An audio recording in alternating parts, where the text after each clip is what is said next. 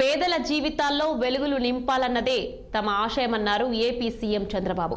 NDA కూటమిని గెలిపించి ప్రజలు మంచి పని చేశారని తెలిపారు. ప్రజలు ఇచ్చిన తీర్పు రాష్ట్రానికి సంజీవనిగా మారిందన్నారు. గత ప్రభుత్వ పాలనలో రాష్ట్రాన్ని అప్పులపాలు చేశారని విమర్శించారు. ఇప్పుడు అప్పు అడిగినా ఎవ్వరూ ఇవ్వడం లేదని స్పష్టం చేశారు. చిత్తూరు జిల్లాలో పర్యటించిన చంద్రబాబు నాయుడు ఎన్టీఆర్ భరోసా పెన్షన్ల పంపిణీ చేశారు. లబ్ధిదారుల ఇళ్లకు వెళ్లి పెన్షన్లను అందించారు. దళితవాడలో మునికృష్ణయ్య కుటుంబాన్ని కలిసిన సీఎం కుటుంబ సభ్యులకు 2 లక్షలు డిపాజిట్ చేస్తామని హామీ ఇచ్చారు. దేశంలో ఎక్కడా ఇంత పెద్ద ఎత్తున పెన్షన్లు ఇవ్వడం లేదని చంద్రబాబు తెలిపారు. గత ప్రభుత్వం పెన్షన్దారులకు 3,000 ఇస్తే తాము 1000 పెంచి 4,000 పెన్షన్గా ఇస్తున్నామని చెప్పారు సీఎం చంద్రబాబు. మీరు చూస్తే సీఎం అయినప్పుడు బయోటెక్నాలజీ పెట్టాను. హైదరాబాద్లో నేను బయోటెక్నాలజీ పార్క్ పెట్టాను. తిరుపతిలో బయోటెక్నాలజీ కాలేజీలో కోర్సెస్ పెట్టాను యూనివర్సిటీలో. అందులో చదువుకొని విదేశాలకు వెళ్ళి 10 రూపాయలు సంపాదించుకొని ప్రజాసేవకు వచ్చిన వ్యక్తి థామస్ గారు. అంటే ఒక మాటలో చెప్పాలంటే నా పాలసీ వల్ల బాగుపడ్డాడు, మీకు రుణపడి ఉన్నాడు.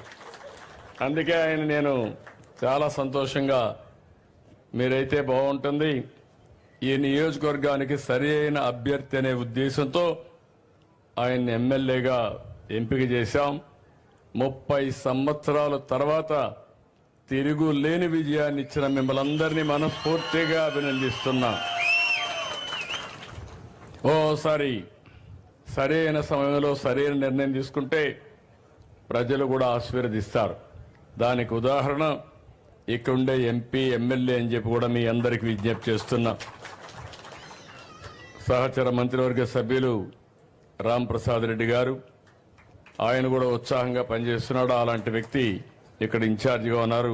వారికి వేదిక పైన బెనిఫిషరీస్ అందరికీ వాళ్ళ ఇంట్లోకి పోయి వచ్చాను. వాళ్ళ కష్టాలు నేరుగా చూశాను. ఈరోజు వాళ్ళ సమక్షంలో ఈ మీటింగ్ మనం పెట్టుకుంటున్నాం. అదేవిధంగా జిల్లా కలెక్టర్ గారు, అధికార యంత్రాంగం అంతా ఉన్నారు. వారందరికీ కూడా పేరు పేరున మీ అందరి తరపున నమస్కారాలు. మీకు అందరూ కూడా ప్రత్యేక అప్పుడు